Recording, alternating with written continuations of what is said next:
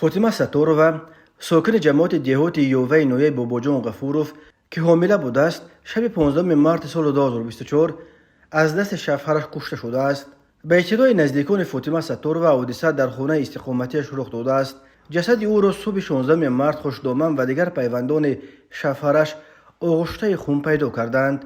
پدپلکوونیک اکبر شریفی سردار دفتر مطبوعات ریاست کارهای داخلی ولایت سوخت کشتار زن از جانب شوهر را تصدیق کرد، اما از دادن اطلاعیه بیشتر خودداری کرد. یکی از نزدیکان زن کشته شده گفت شوهر فاطمه ستورova که ماه ینور به مهاجرت مهنتی به روسیه رفته بود 15 مارس به وطن برگشته به تن همسر اوملش 70 مرتبه کار زده است. سبب با چنین شیوه بهرمانه به قتل همسر دست زدن شوهر تحقیق می شود، اما پیوندان فاطمه ستورova می گویند به احتمال زیاد حامله شدن زن باعث شده است که شوهر او را به قتل رسانیده است.